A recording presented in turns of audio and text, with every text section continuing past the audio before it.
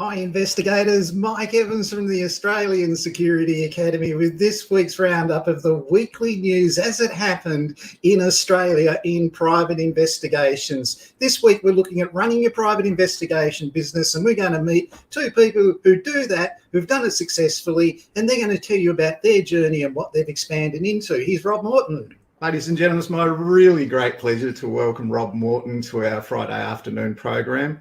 Rob, how are you, mate? And can you tell us all about yourself, please? Good, Mike. Thanks for having us. About me, well, I'm another reformed copper. So I was a police officer in South Australia for a few years, third generation, and then decided that policing doesn't pay. There's many more options out there to have fun while you're working. One of my principles is, if it's not fun, why do it? And that's what I've based my whole career on, really, is finding things that are fun, that I'm good at, trying to find my skills that fit in, or if I haven't got the skills, finding someone who's got the skills to make something happen. Okay, so I am a licensed private investigator. I've been a licensed private investigator since 2006. So in Queensland, I originally got my private investigator's license, which is how I came across Mike Evans. He helped me with some courses so I could actually unlearn some of the bad habits that the police force taught me to become a somewhat maybe okay investigator. At the same time as getting that license in Queensland, I was working for Gladstone Council as their coordinator law enforcement and their crime and misconduct commission liaison officer. So before it was the CCC, it was the CMC. And back then I used to work a 9-day fortnight with council, and on my 10th day I would do private investigations, being really the only investigator between Rockhampton and Bundaberg, really. That was sort of the area, and all the way into the middle. There were quite a few days that I drove a lot of kilometres, and I was driving those kilometres, I realised that driving the kilometres actually pays more than doing the investigations. So I really enjoyed doing the kilometres and driving. It was interesting to work in that area, in a remote area, and be the only person doing the investigations, because I had a lot of the clients that we were serving want things done right now, and you had to manage their expectations. So that was one of the things I set up early, was management of the expectations, so that people don't want you to do more than you can do. As a single operator doing private investigations, your time is all you've got. So every hour that you work, you need to make an hour that pays. Otherwise, you can get dragged down. So where am I now? I'm in an undisclosed location. I'm in Tasmania.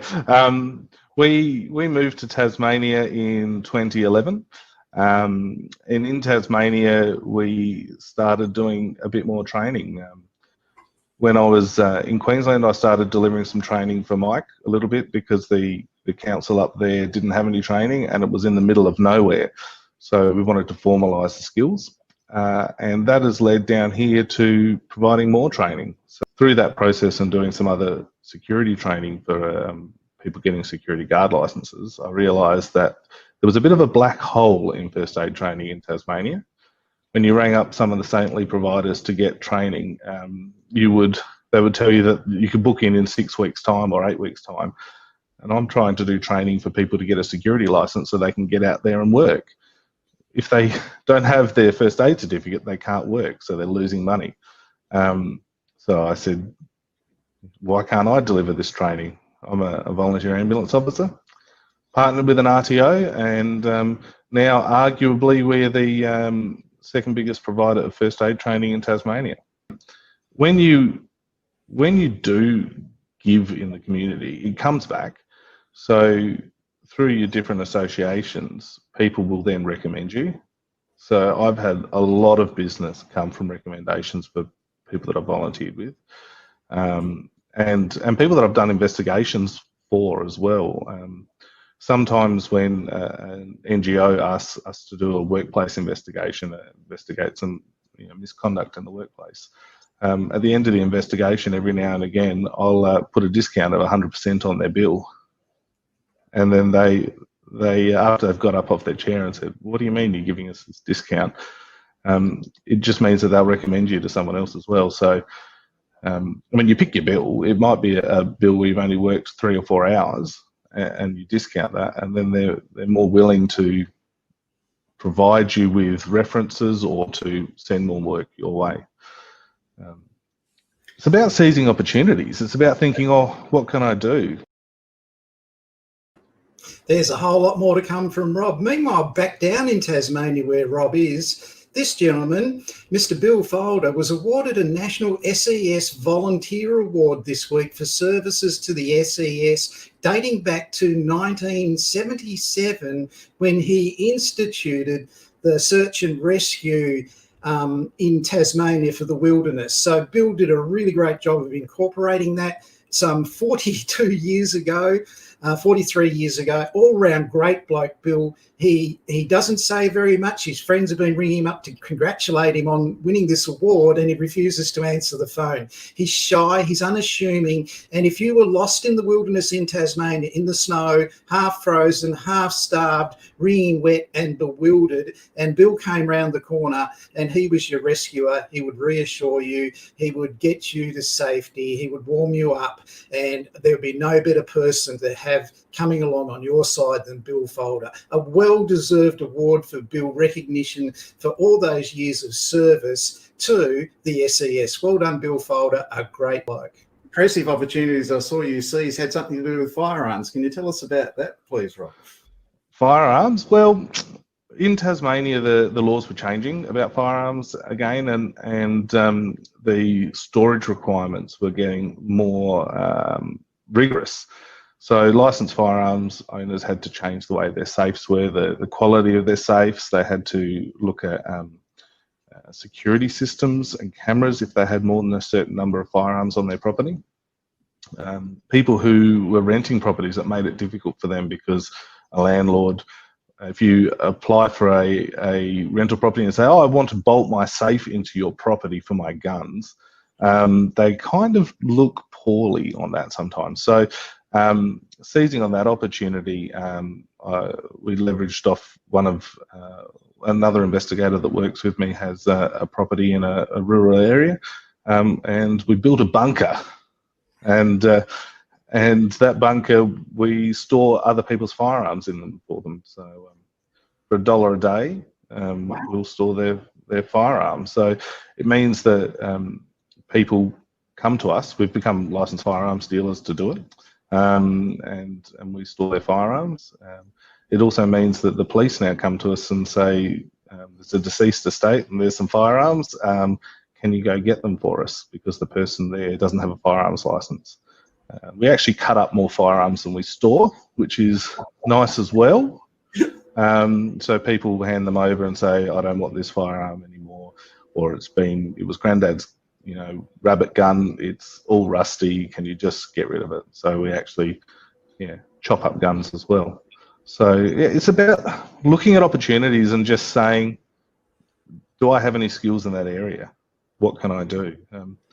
I was whinging one day to my wife about ramping at the Royal Hobart Hospital, and she was flicking through the paper when we still got the paper, so it was about 6 years ago now. And the paper in Tasmania is about 4.5 pages. And so when COVID hit, we couldn't do what the mainland did and use pages out of the paper for toilet paper because there's just not enough pages in the paper.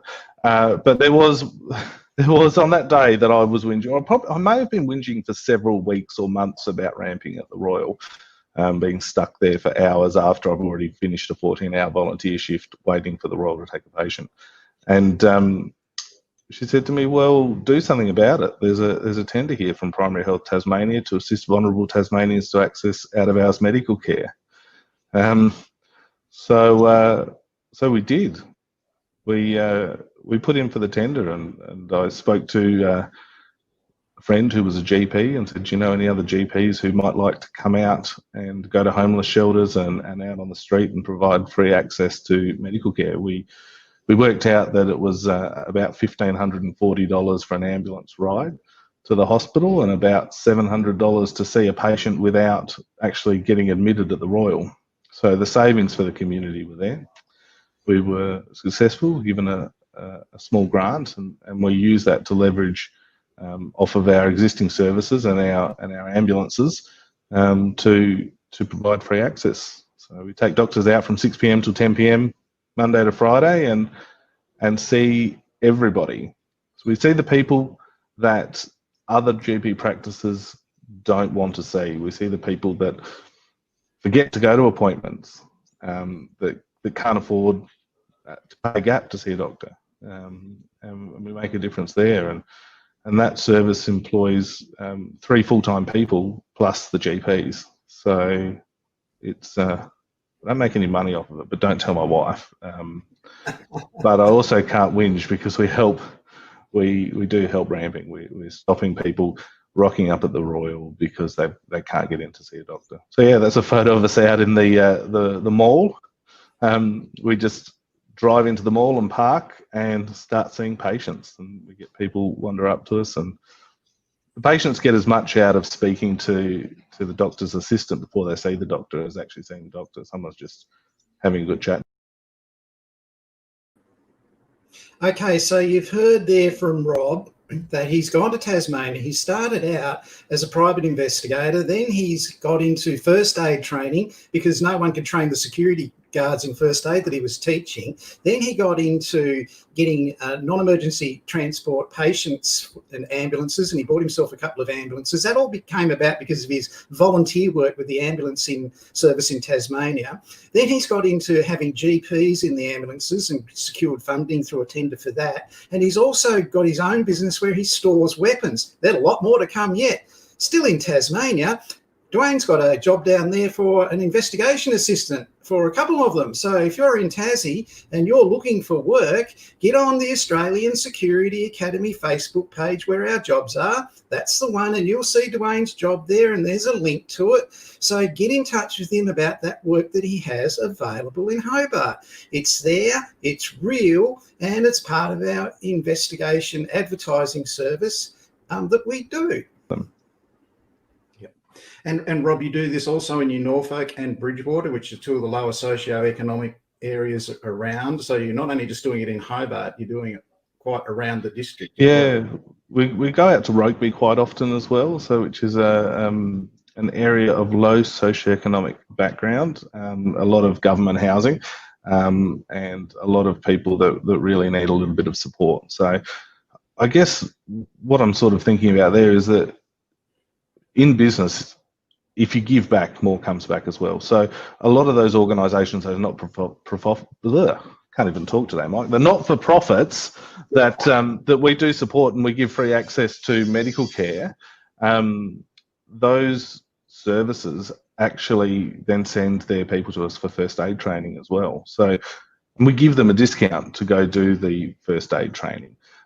So they're getting it cheaper, as well as also being able to use our services and see our doctors. So one hand washes the other. You know, it used to be said, and it's said in a bad way, but realistically, it's about everyone working together. So utilise those networks. Do you have now, Rob, please? We have 7 ambulances now. I've got one coming down from Queensland. You could have brought it down for me, but you know, you decided you wouldn't quarantine. Yeah, so we've got 7 ambulances, and we've got 2 business locations. We've got an operation in Launceston and also here in Newtown. I will be down there in 3 weeks' time, Rob. We've got another bush and rural program down there, which is for a government department. He's Rob at our last bush and rural program in Tasmania. That's him. Oh, there's the snow. That hat at the back there, I lost that hat on that. I'd had that hat for years. Always felt terrible about that, Rob. And there you are walking through the snow. You got a first aid kit hanging off your bag, ready to spring into action in case that we was need. An amazing course. Yeah. Mike runs every now and again a rural remote surveillance course, and he does it in Tasmania. And I think the reason why he does it in Tasmania is because if you're not from the area you're in, you stick out like a sore thumb in Tasmania. And I think he said to me that if he could make someone as big as me blend in, then he could make anyone blend into an environment. So yeah, some of the skills that we had that we learnt there were amazing. We had some police officers from one of the state forces on that. Yep, I fire don't know if I'm allowed brigade. to. Yep, police officers, that sort of thing. But the one we've got in 3 weeks' time, where we're actually holding it is a top secret location where the most drug dealers in Tasmania have gone missing and never been found. So I'm really looking forward to that. I've got the sat phone if you need to borrow it, Mike. Yeah. If you see an SOS smoke signal go up, it's me, Rob. Okay, so we've covered the ambulances, we've covered the firearms, the first aid training, the private investigator. You were a bailiff of the court there sometimes through your networking. What's the future for Rob Morton and the Morton Group, please, Rob?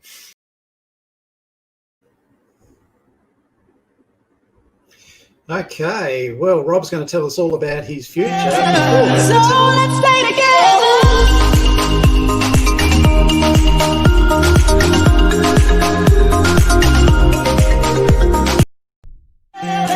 So let's stay together.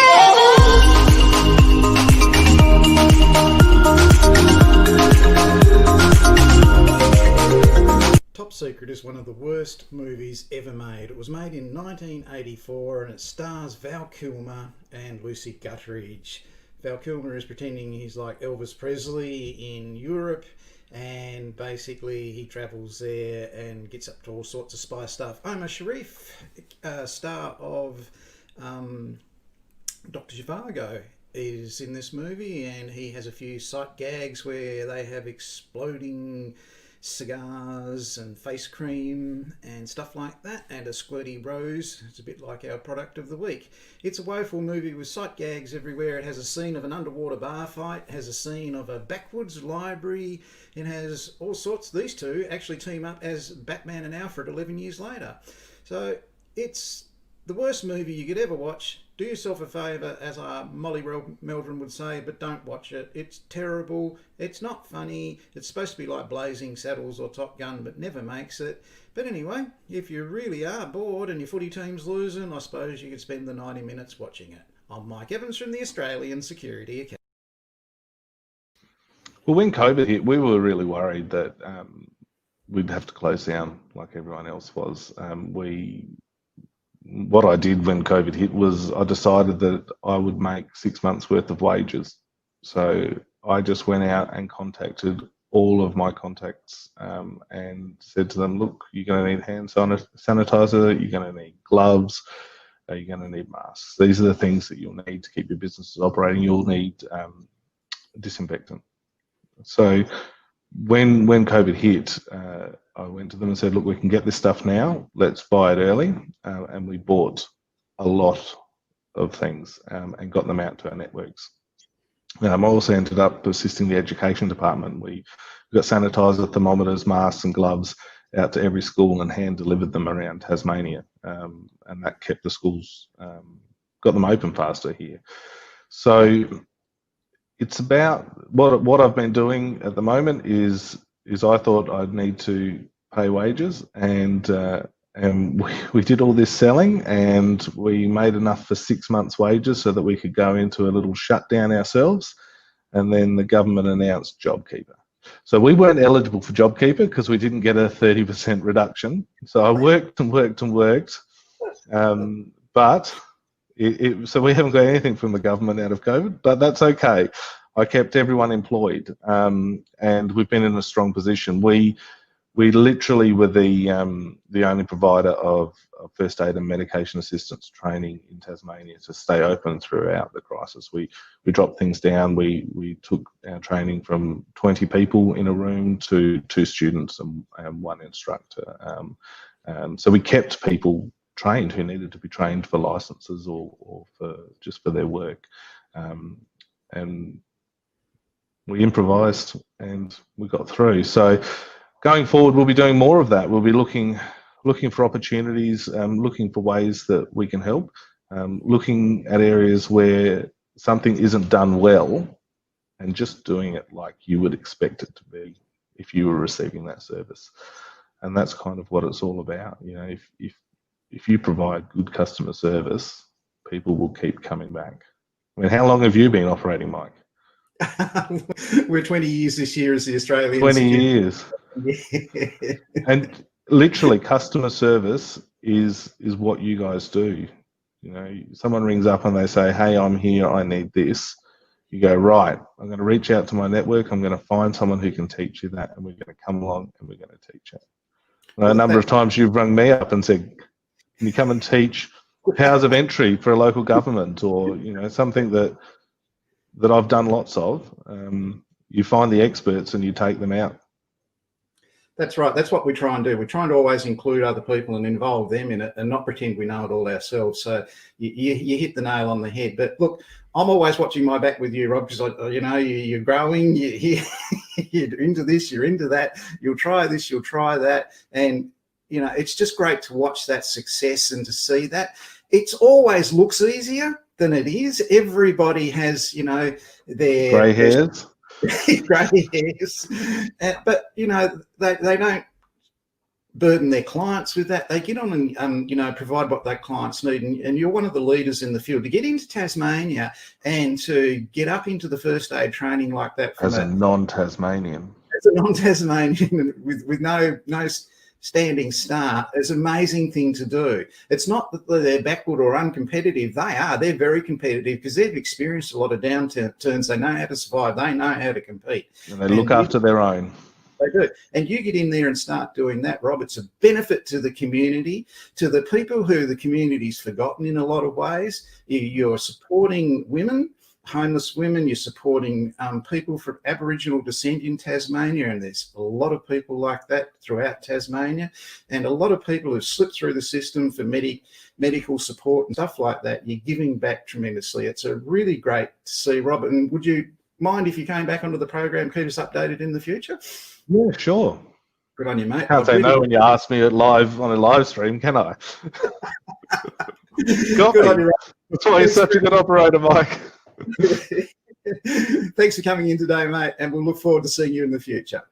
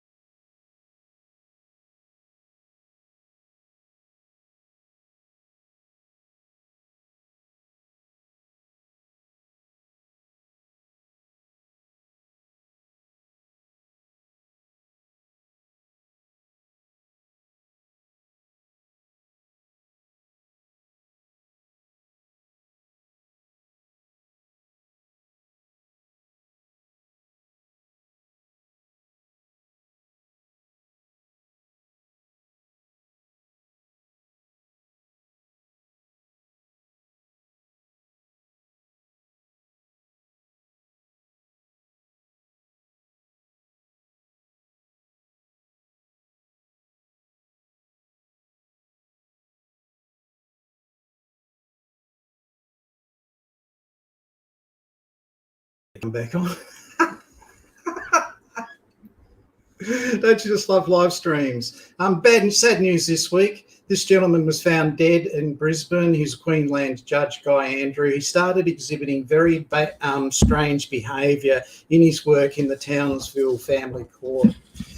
He took on a QC in one court case there and berated the QC and made demeaning remarks to the QC. And he actually displayed isolating behaviour as a magistrate in charge in front of the court. It was very very strange. It was like he had low self-esteem and was threatened by this QC. So anyway, as a result of that, they brought him back to Brisbane for retraining. He was actually exhibiting narcissistic behaviour in his profession.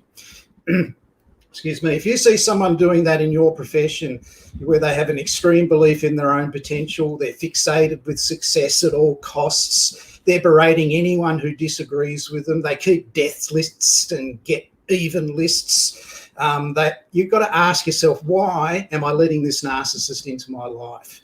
Because by accepting that, you're enabling it in the workplace. So keep in mind that low self-esteem plus public embarrassment for a narcissist can mean suicide. And I guess that's what happened in this case. I wasn't there, I don't know. But to keep it all in perspective, just look at the next chart. They are absolutely firm that their opinions are facts, that they know the absolute truth. Nobody else does. They're the only ones right. Everyone else is wrong. Other people using their free will the way they think their free will should be used can't be tolerated, and they're going to put people in their place. So when you see that kind of behaviour coming forth in the workplace, as an investigator, you're going to know when you're doing that toxic workplaces investigation for the bullying or whatever it is resulting from it, that there's some of the big issues with a narcissist. They're all on the left. You can watch the replay here later on. I'm not saying that's what all of those, what the judge did, but this is typical of what happens in a code of conduct investigation when you're dealing with an off-the-scale narcissist. Back into the good news this week, we've got also to speak to Patrick Henderson. Let's speak to Pat. Hi, everyone. It's my great pleasure to welcome Pat Henderson to our Friday live stream. Pat, welcome to it, mate. Can you tell us all about yourself and where you work, please? Yes, certainly. Thanks for having me, Mike. I'm looking forward to this. So, no, it's a great initiative that you're doing and what you're doing for our industry, mate. So, big congratulations to you, and the support's been magnificent. So, yeah, I'd like to thank you very much. And I know, getting onto a subject I know a little bit about myself. Yeah, I thought it'd be good to get some exposure out there.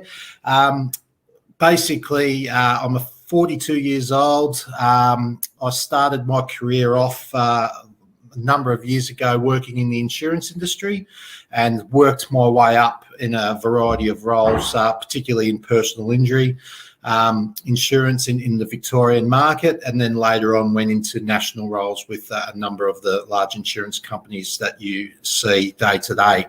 It was a great experience. I cut my teeth in the insurance market, and about 10 or so years ago, I just felt I needed a bit of a career change. And I had a good friend of mine by the name of Paul York, who was an ex-Victorian detective down here. And over a couple of beers one night, we hatched our big plan to set up an investigations company. And, looking back where we've come a great travelled a great distance and achieved a lot over the last 8 years. We officially kicked off in 2013, and back in 2013, I hadn't done an investigation, and all of a sudden, we're here today, a national investigations company. So it's very, very exciting. So it's been a great process to go through, and we've learned a lot, and had a lot of ups and had a lot of downs, but made us more resilient, and we're here today. And I guess to talk about a bit of the journey that we went on in this segment. When we first started, we started in a little office in West Melbourne. There was three of us. There's Paul, I, and a woman by the name of Tanya, who was our first admin support. And we sat down and we both shared an office. And what do we do now? And we're primarily a boutique workers' comp investigations company in Victoria, because that's really what I knew. That's the market I knew, and I knew it quite well. So we started off in there and honed our skills, and got some really good momentum up. And then I guess, mission and our strategy was to develop a national footprint in that space, and we gradually worked towards that, and we did so, and it's been fantastic. And when we first commenced, we were a joint venture with another organisation, and about 18 months ago we moved towards to doing a management buyout, which was great for us. It sort of assisted us in developing where we wanted to take the business to, and SureFact Mark II really commenced about 18 months ago, and since we developed SureFact Mark II, we've developed into other segments. So, if you look at us now, we're not a one-trick pony in the workers' comp personal injury space. We've got four general managers in our business. So we've got 4 divisions. We've got the insurance division, and in that division, I guess one of the things why I feel we've been very successful in that particular space is we've recruited and we've got a technical team. So we've got 3 technical managers that underpin everything we do in the personal injury space. So they provide instructions to investigators. When the reports come in, they do the quality assurance, and they present the information to, eligibility officers or case managers in a particular way that they can easily determine, whether liability is accepted or rejected on this particular claim. That's been one of the fundamental pinpoints in our organisation where I think, that's, I guess investing heavily in that area has been, one of our keys to success. All right, that's Pat starting off telling him about himself. We'll come back more with Pat in a minute, but let's have a look at our product road test for this week. This is real. It's fair income. You can buy it on the internet, but don't buy it.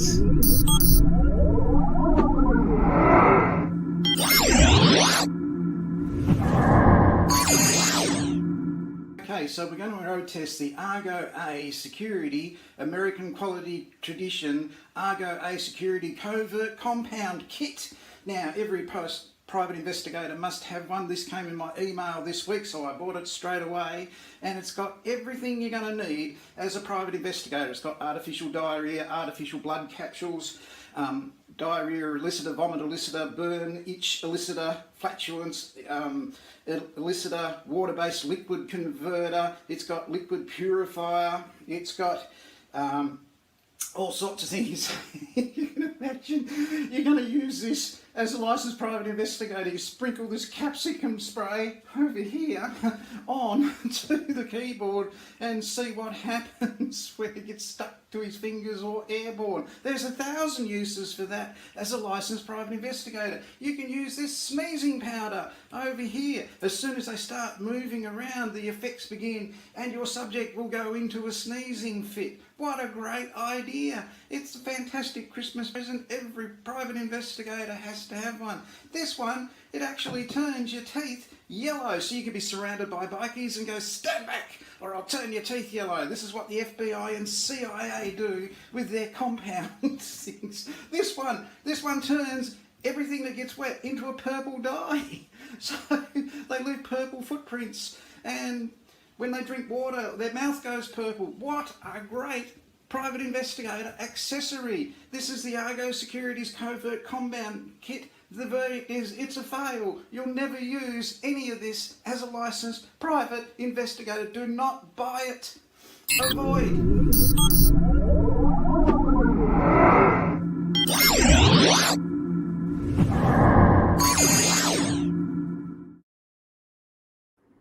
Okay, back to normality.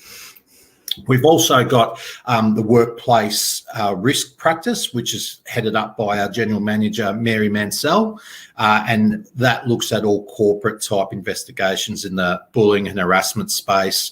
Mary's background, she was a Victorian detective in the SOCIT, so Sexual Offences Unit, and, we were successful about 12 months ago getting on the DHHS panel investigating sensitive matters with children in care. So, Mary does a great fantastic job in that particular space, and reputation. We're getting quite a lot of work in that space at the moment, and then we also have our special projects team that. Our general manager in that space, his name's Danny Buckley, and he come across to us about 12 months ago, and he looks after, I guess, for want of a better term, our covert operations. So he manages that aspect. So, everything falls under that division, being, TSCM, technical surveillance, countermeasures, bug sweeps. He runs, and we run a lot of integrity programs for large multinational organisations looking at IP, counterfeit products, and that type of activity. And also our security risk consulting practice is managed out of that area as well, where, the current climate we're in, we're getting a lot of momentum in that space at the moment. And I guess from my own personal satisfaction, the jewel in the crown for our organisation is Sure-Fact Aerial. So Sure-Fact Aerial, is a merging trend. I guess what is really pleasing for us is that we were in front of the curve. We adopted drone technology very early on in our development. We were using it from a intelligence gathering point of view in investigations. And then, with my background in risk and insurance and health and safety, we looked at there's actually other benefits using this technology in other industries. So, where people are inspecting assets at great height, there's a risk of people climbing, working at heights, climbing, the manual handling injuries and issues, aging workforce issues of, let's look at the power sector, for example. You've got an aging workforce climbing structures, taking assessments, trying to take photos of particular points on the asset with a digital camera whilst trying to hold on for dear life to the assets so they don't fall. So using technology is really the key for us, and it's been sensational. We'll do an asset. So historically, as I said, it's climbed, someone's taking photos. And it takes probably an hour and 20 minutes to inspect a large transmission tower. What we do is we use our DJI Matrice 300, which is the latest Matrice drone that there is, that has thermal camera imagery, has all the zoom requirements, everything like that. Don't have to get too close to the structure.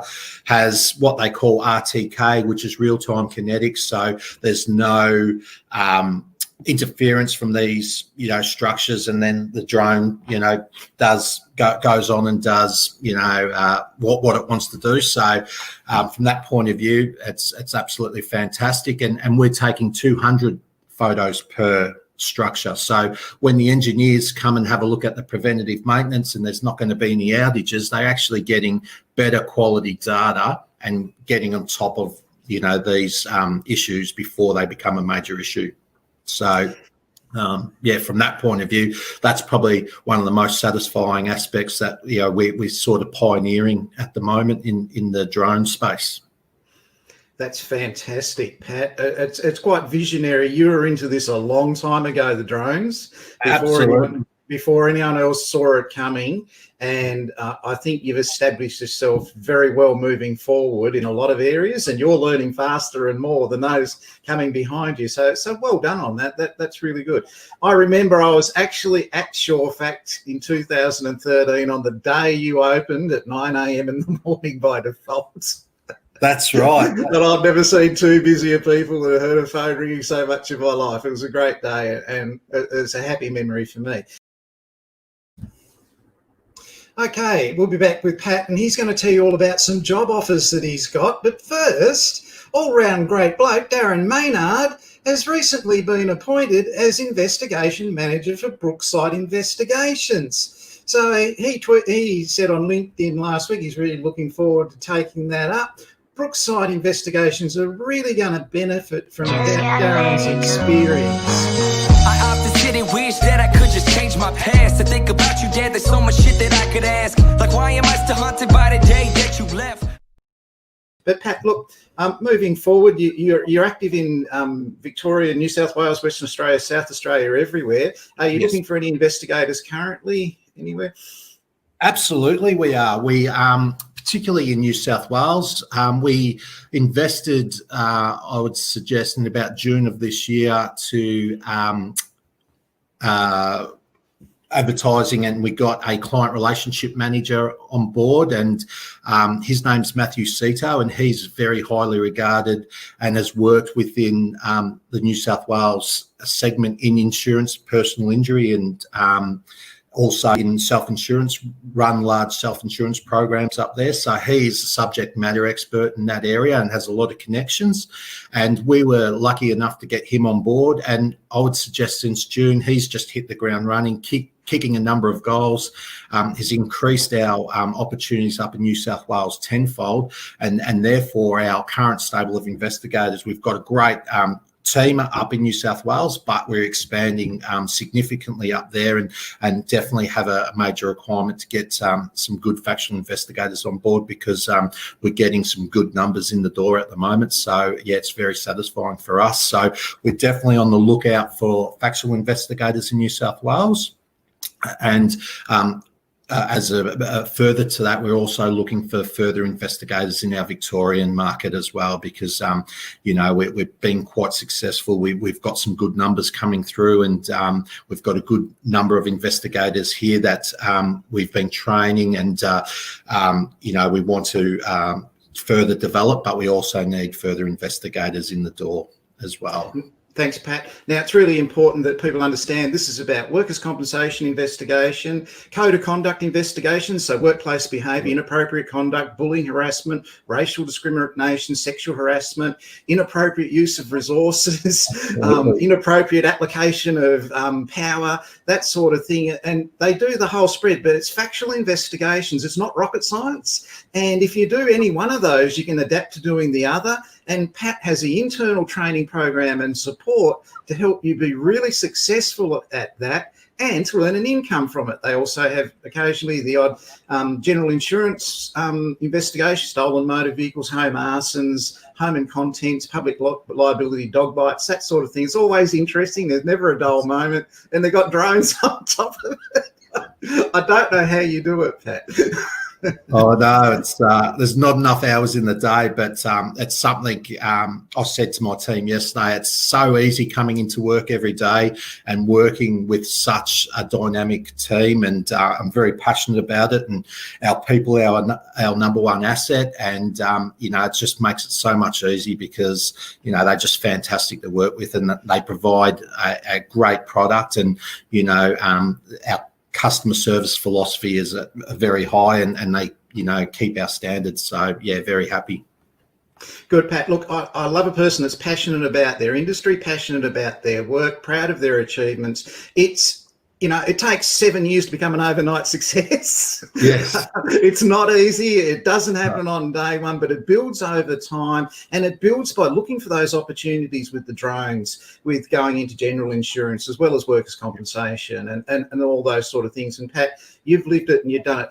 In the future, I'd like to welcome you back onto the program. Pat, would you mind coming back just to keep us up to date with what's happening? Absolutely, Mike. I love it. As I said, mate, I don't need too much encouragement to talk about myself. So, yeah, I'm definitely very keen to do that, mate. Not a problem. Good on you, mate. Thanks for that. God, I'm absolutely stuffed after watching Rob and Pat going through all that. I've really run out of energy. But look, people, this is Pat on the left and Rob on the right. Listen to what they both said. They include other professionals in their PI business. That's the key to their success. Neither of them have met each other. Both have conducted over 50 nationally recognised training events on behalf of the Australian Security Academy, RTO 30547. That's me. Both these guys are always looking out for ways to expand and for opportunities. Now,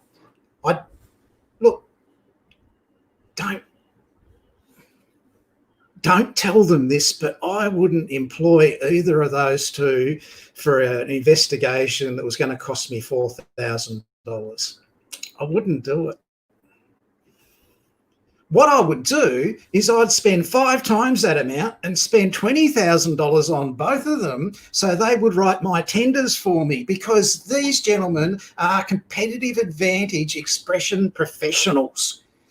They have never met each other. They have similar success and similar expansion, and they know how to win business from clients who have unmet needs. So you have watched today 2 people that have been there and done what you would like to do in your career, and you've even heard one of them wants you to go and work for him. And if you can drive an ambulance, the other one might want you to. But they're 2 people who have the ability to win business from clients, and that's what you want. When you win business, you hold on to it by delivering customer service excellence. Look, people, Pat Henderson and Robert Morton gave up their time for free this week. I really enjoyed having them on the program. It was very informative. It was much longer than I really wanted it to go, but I couldn't edit it down. They were too interesting. And as always, I've got to go out, and we've got to say, well, basically, people, that's it for the week. We'll end with my favourite way.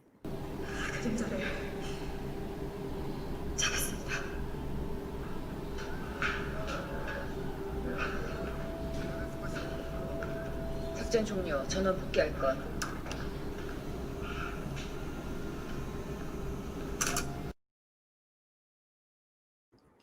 Our mission is complete. There was a lot this week. Dwayne's got a job down there in Tasmania. Still down in Tasmania. Bill Folder won that national award. Rob Morton, he is from Tasmania. So we better go out with a little bit of Tasmanian music. And I just couldn't let go.